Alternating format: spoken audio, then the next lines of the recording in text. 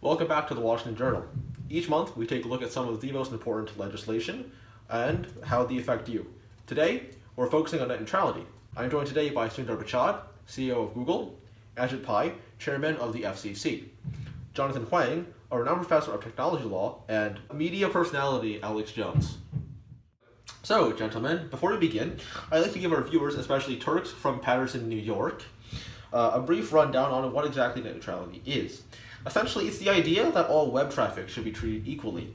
A variety of issues led to the creation of net neutrality, which is also called... Oh, who's this? Hello? I have a virus on my Mac, but I don't own a Mac. A variety of issues led to the creation of the Title II rules, which is the other name for net neutrality. Now, Mr. Pai, since you chair the FCC, you have an unrivaled vantage point from which you can really see how net neutrality was molded. So, could you share your perspective on the law? Well, it's definitely not good. I mean, there are quite a bit of cons to this legislation that I can bring up right now. Like, for example, when you look at the Title II regulations that were developed to regulate telephone monopolies, the unfavorable aspects are shined upon with even more clarity, because these economic regulations on ISPs, they can disincentivize companies from building out internet access to all parts of the country. And there is evidence backing this as well, as the top internet service providers, among them, investment is currently down 5.6%. In addition, companies with 100 customers or less have said that these regulations have kept them from getting the finance they needed to build out their network. So it's clearly interfering with a lot. Instead, we need to help companies invest in the network that benefits more consumers. Many tech companies like Google and Facebook have stated that these rules don't hinder them. They like the free and open internet. These companies represent the success that worked in the light touch regulations that were put in place by the Clinton administration. Those are the regulations that I prefer, because with the light touch regulations, the market is able to develop organically and take action if comparative elimination is gone. Mr. Pai, while you have some good ideas... Some good ideas? He's got all the good ideas, you intellectualist hack! All the good ideas! Calm down there. Net neutrality Title II regulations help prevent internet service providers from discriminating against certain services or websites. Without them, ISPs can prevent access to certain websites, slow down internet speed for others, and even redirect consumers from one website to a rival one. Larger companies like Facebook, Google, they're larger and have more money, and therefore can buy into the faster lane, while smaller startups cannot. The internet service providers will slow down the speeds for the small companies, and that can hinder their growth. Yes, Mr. Huang, you bring up some points. No! We don't need to entertain this blatant liberal any longer. Let's move on. Thank you both for the explanations. That's an error rate! Get down!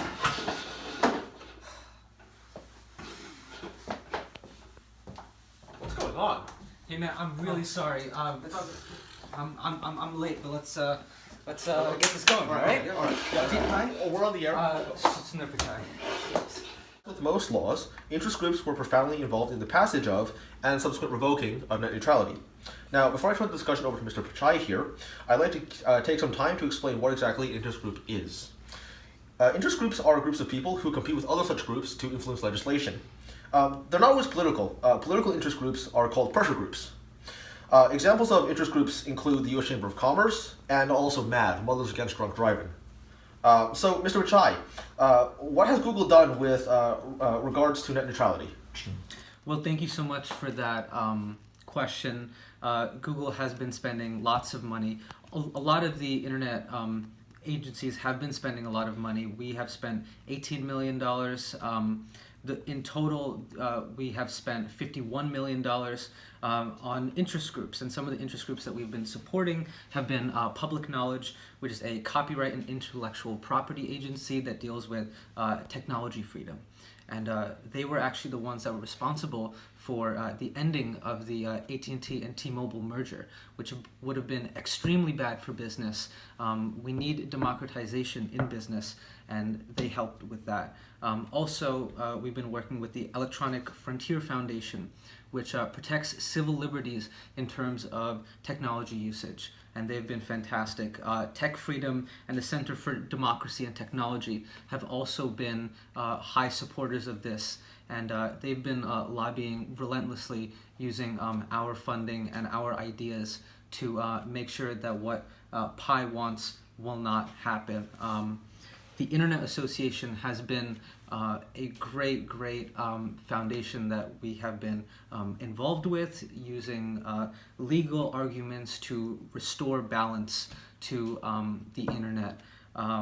Unfortunately, Google and many other internet companies are not allowed to sue the FCC, but the Internet Association is. So through them, we are able to put lawsuits down to make sure that what Pi wants will not happen. Thank you, Mr. Bachai. You have made some phenomenal points. We have to recognize that we are in a system where everyone is a producer, not in a system where there are few content providers and everyone is a consumer. The laws need to facilitate sharing and building off other people's work. The EFF supports individuals in lawsuits against copyright trolls, people who make very broad patents and then sue others for it. They believe that what you do on the internet is not the business of businesses, and they want to protect victims from losing a large amount of money through the hard work that they did. Well, you got the issue here, talking about these horrible organizations backed up by the big government. What they're not talking about are some of the great organizations like the NCTA, the National Cable and Telecommunications Association. They've spent $13 million to help us red-blooded Americans fight back against big government. That's a 71% increase in just the last few months of 2017 from their previous lobbying experience. And then you got sites like American Commitment. It's an organization founded by people close to the Koch brothers, and they've committed to our social media outreach. We've sent over 370,000 emails to members of Congress telling them that real Americans don't buy this crap being put out by the Obama administration. And finally, we got the Internet Freedom Coalition.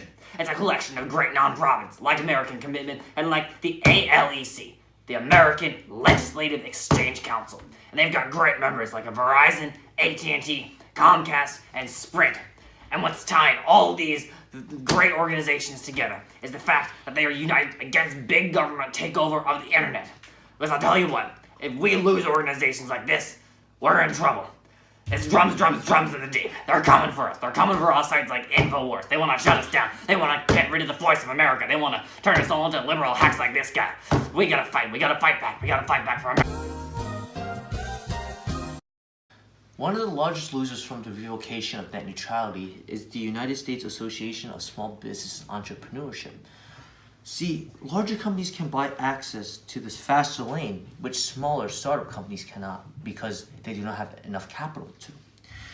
Without this faster lane, people will be less willing to visit the sites and get the services from these smaller companies. This can hinder these companies' growth. And while the larger companies in the IA, like Google, Facebook, Amazon, and Netflix, can buy access to this fast lane, they will be negatively affected too, because they will have to pay more money to attain these services. You know, Professor Huang, that's a fantastic point. And because these companies are going to be charged more money, the people are going to be charged more money as well. And that will hamper their ability to spend across the United States. One major thing that I would like to bring up is the Fourth Amendment. It calls for no unreasonable search and seizure.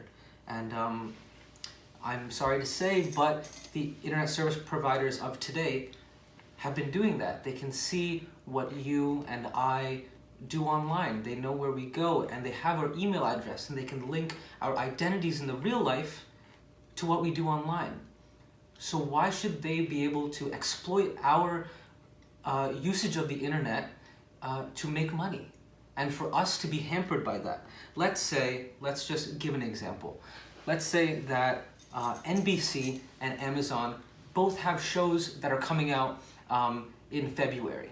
And let's say that NBC wants to pay Comcast, which is an internet service provider, and wants to bribe them and tell them that they want the internet access to be more favorable to their show. That means that people who want to watch the show on Amazon will have a slower internet access. Isn't that restricting their ability to watch things in different places? That's decreasing the democratization of information, and I think that's a huge point that we have to deal with. If this expands to the political sphere, imagine if Fox News or CNN has a lower bit rate and people can't access it as far, then that is decreasing people's ability to get different points of view across the United States. And I think that's really troubling. We'll be back after this commercial break.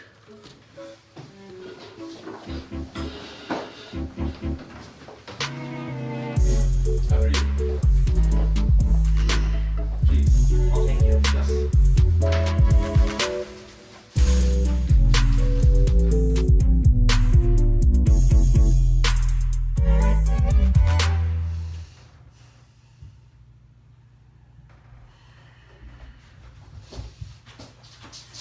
Listen, you morons. It's a once-in-a-lifetime opportunity. I'm selling here combat tactical backlights exclusively for the perennial area. And caveman power bars made exclusively of chocolate, bee pollen, and chicken collagen. They'll make you the manliest man in the world.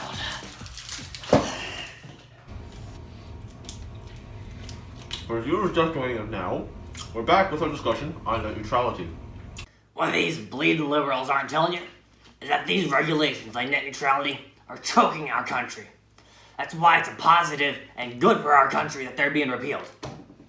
We have to remember, the FCC's job under the Federal Communications Act is not to make up new regulations, new laws basically, and take them to court.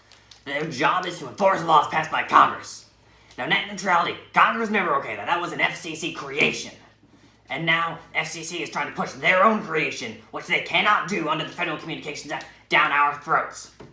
The fact of the matter is that regulation, that over-regulation by government, is stifling innovation and competition throughout our country. And the fact of the matter is that innovation without net neutrality will go through the roof, because there is going to be an entire new sector of the economy.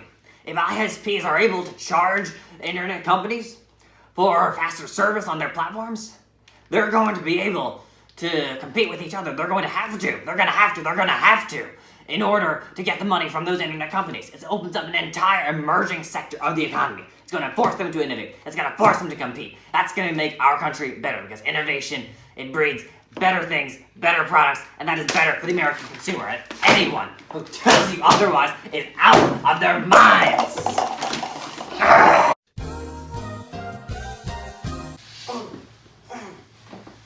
Yeah, Mr. Jones, he does bring up some excellent points. For example, there are many interest groups and companies like AT&T, Verizon, Comcast. They'll all benefit greatly from the repeal of net neutrality, because but through the repealing of net neutrality, they'll be able to favor certain internet content. They'll do this by making some of their certain sites free, and this will be beneficial because people will be able to access the sites owned by the ISPs without it counting against their data limit, and this will be great for the public. Well, that wraps up this section of the Washington Journal.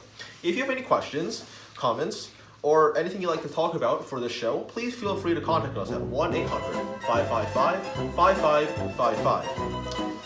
Thanks for your time today. See you next month.